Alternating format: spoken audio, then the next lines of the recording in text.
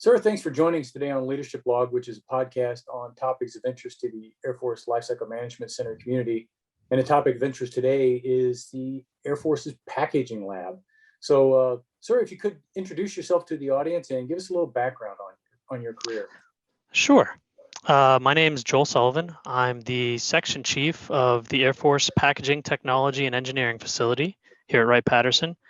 That's a bit of a mouthful. We're also known as the Packaging Lab, or if you just want to use the acronym, AFPTEF.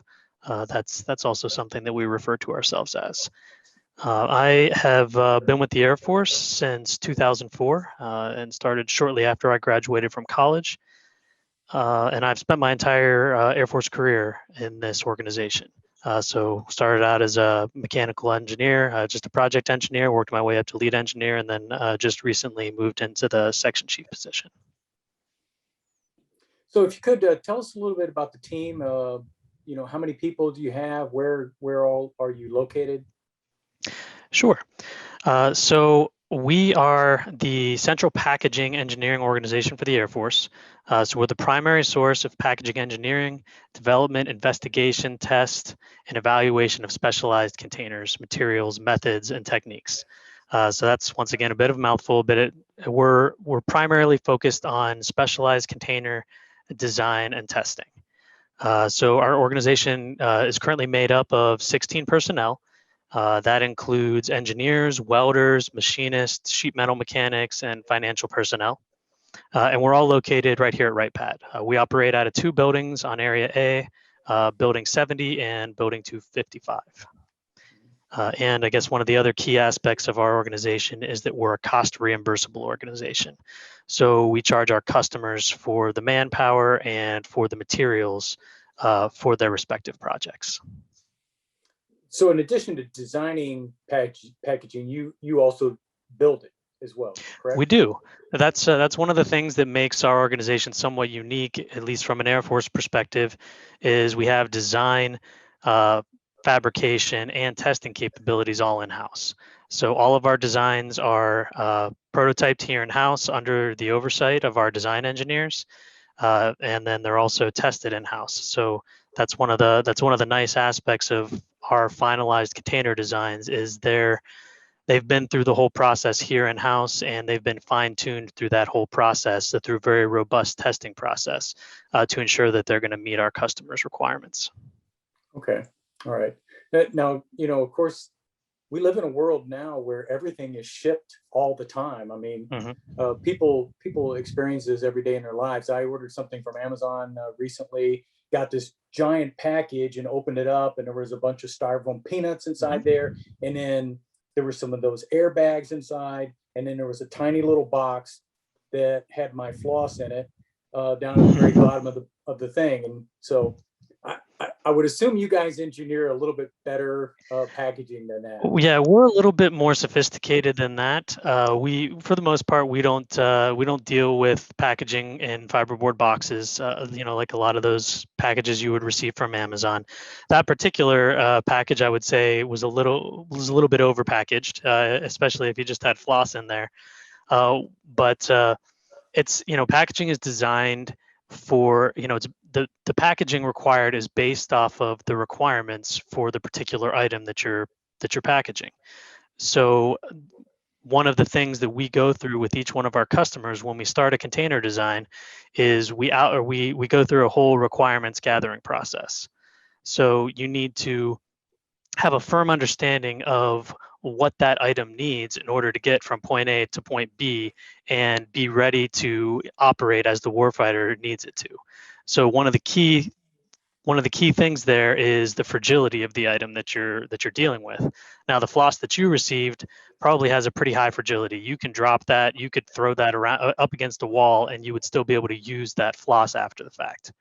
But a number of items that the Air Force routinely ships around can't sustain a tremendous amount of force and still operate as expected. So basically, every item that you transport has a fragility rating, which is the amount of shock that it can absorb and still function. Once you surpass that level, the item is no longer functional. So basically, we identify what that fragility rating is early on in the design process, and then we design our packaging around it to make sure that when the item is in the safe confines of our packaging, that fragility limit is not exceeded. And you're talking about, in some instances, very sensitive and sometimes very expensive cargo. It could be things like a jet engine or computer equipment or, sensors or lenses or, oddly Exactly. shaped items as well. Yep, and those are common items that we design for. Some of your more fragile items or items that are just difficult to package otherwise, that are very, very heavy or have don't have a tremendous amount of surface area in one direction, so they routinely damage the packaging that they're within. Those are all common items, but engines are common for us. They're typically fairly fragile, somewhere in the 10 to 20 G fragility rating range. So we would typically design a container for that utilizes wire rope isolators. So they're basically almost springs within the container mounted to an isolation system, which whenever there's any external impact on the container, that isolation system absorbs that extra impact to limit the actual force that the item is sustaining. So it must present some really interesting engineering challenges.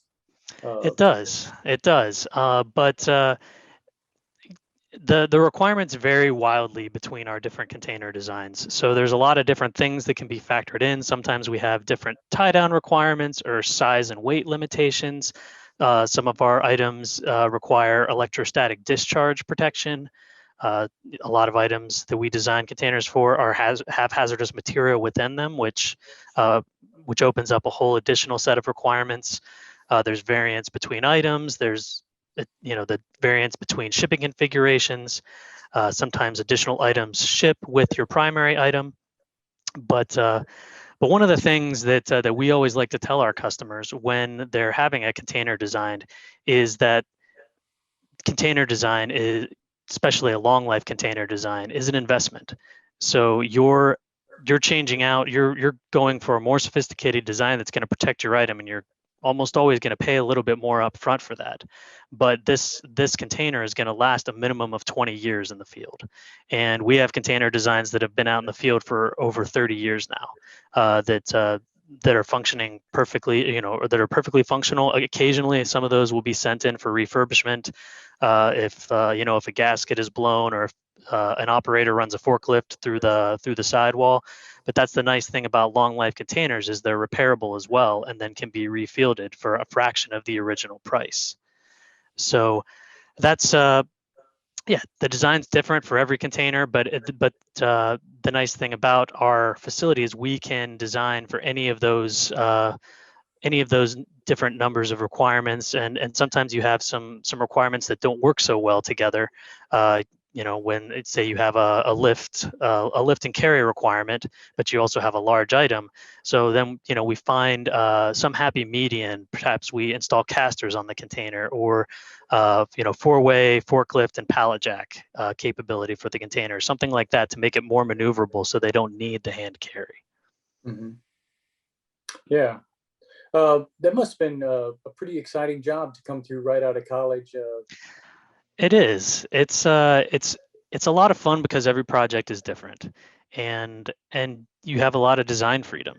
So we have some standard extrusions that we use. Our containers are aluminum primarily, and they're sealed long life containers. And I guess we consider them breathing containers. So what that means is the container is actually a fully sealed container that has a maximum allowable leak rate.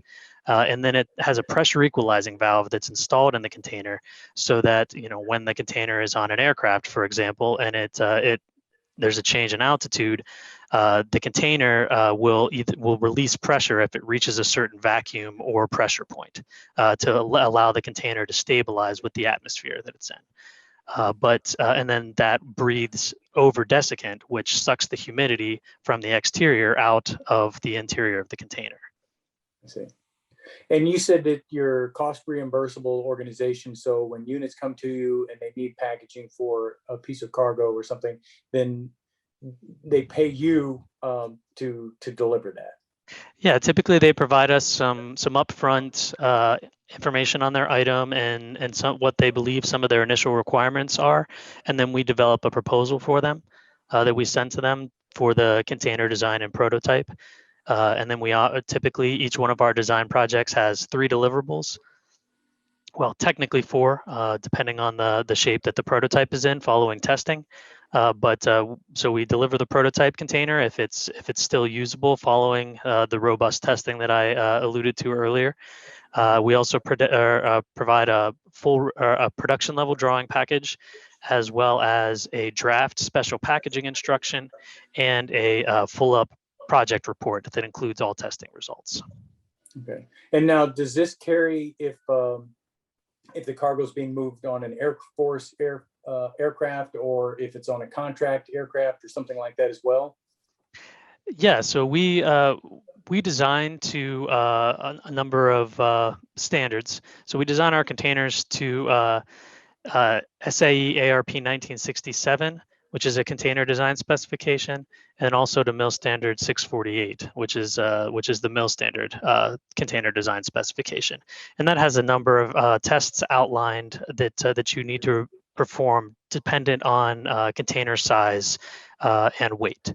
So our containers go through a full battery of tests, which includes free fall drop testing, edgewise drop testing, pendulum impact testing, vibration testing, etc. So pretty much everything that we do to the container, it's unlikely that they're going to see anything worse than what we do to it during the testing process, unless you're dropping a container out the back of an aircraft or something along those, something very severe. But most of the drops are typically somewhere in the 15-inch range to 24-inch range for these containers. One of the vibration tests we actually do a vibration sweep up and down on the container until we identify that container's particular natural frequency, and then we vibrate it at its natural frequency for a half hour, which is something that it will never experience in the field. And if a container can survive vibration at its natural frequency for a half hour, it's going to survive anything that you throw at it in the field from a vibration standpoint. Okay, all right. So what happens if something does get damaged in transit? So if things get damaged in transit, typically that's up to the Air Force to arrange for that item to be repaired or replaced. At times, depending on how it's being transported, if it's being transported by a carrier, and if misuse of the packaging can be proven, then the carrier may be on the line to cover that expense. But that's often difficult to prove. So that's why it's so critical to have the right packaging for your item. And unfortunately, that's something that packaging is often an overlooked element when items are being developed. Something that a lot of program offices are willing to do is allow the contractor that's developing the item for them to develop the packaging as well. And oftentimes they use the words best commercial practice when actually having the packaging developed. But there really is no such thing as a best commercial practice. There's no true definition of that out there that keeps the contractor in line from that perspective. So that's one reason why it's really critical up front, early in, or once you're in the latter stages of your item design process, to really start evaluating how you're going to package your item and how you're going to get it from point A to point B, so that you don't have to replace these items. Because oftentimes, even especially with some of these items that are more expensive, even one damaged item, you could have paid for the whole design of your containers and probably a small production run of these containers just for the cost of one of your items. And so do you typically work with program offices? Do they come to you and ask you guys to consult on packaging requirements or packaging design? They do. A lot of times, that when they come to us, they'll come to us specifically for, to design a container for their item, or at times they'll have us consult and basically monitor a container design that's being completed by the contractor. But oftentimes, unfortunately, we come into the process really late. Sometimes we're only contacted after a number of items have already been damaged, and then they're looking for a solution. Right. Um, and what about organizations that have these requirements? So then when they get ready to ship the items, they've got to follow those packaging. How do they get the information from you to know how to package it properly within that Sure. crate or whatever? Yeah, so that's one of our deliverables, the draft special packaging instructions. So Okay. there'll be, we provide the draft special packaging instructions that they can then, finalize.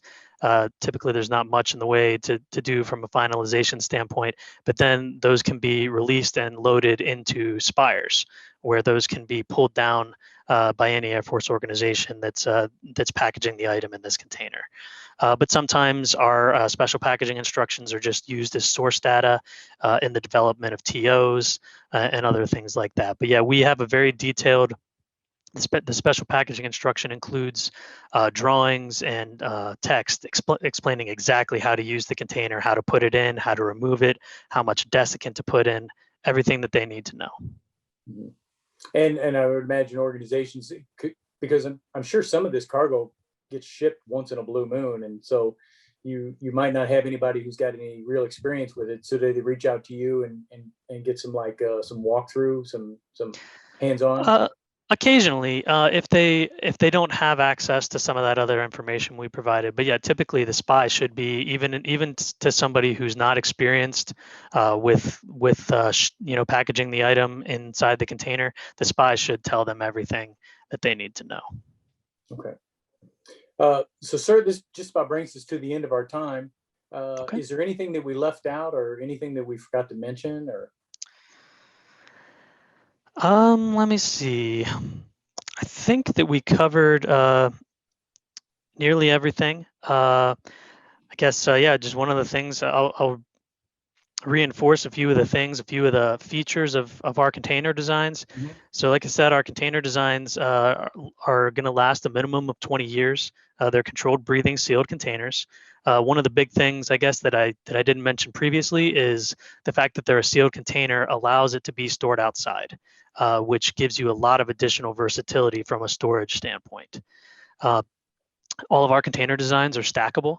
They have built-in indexing features, which allow almost all of our container designs, excluding maybe a few of the very narrow ones, to be stacked all the way up to the maximum 16-foot stacking height, which is the maximum for warehouse stacking. They can be designed for four-way forklift and pallet jack capability. We can design the containers to interface with existing support equipment, and then there's a lot of other features such as document holders, viewports, security seals, things like that that can be incorporated into the container. And then I guess beyond the container design that we've already discussed a lot of, we do offer some other capabilities. We do packaging material testing and evaluation. We do container purchase contractual support. So sometimes once we've completed a container design, we can help the program office go out and purchase those containers. We can help them, run through the whole contracting process, generate all the documentation, perform first article testing, everything like that. We can support in the preparation of COEs and CAAs. So those are certificate of equivalencies and competent authority approvals for shipping hazardous material. We do a lot of evaluations of existing container designs to see if they meet the requirements for those documents to allow you to ship hazardous material. And then, like you mentioned before, just general consultation. So we have a lot to offer.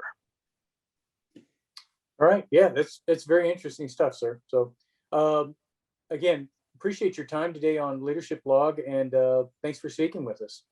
Yeah, thanks for having me. I appreciate it.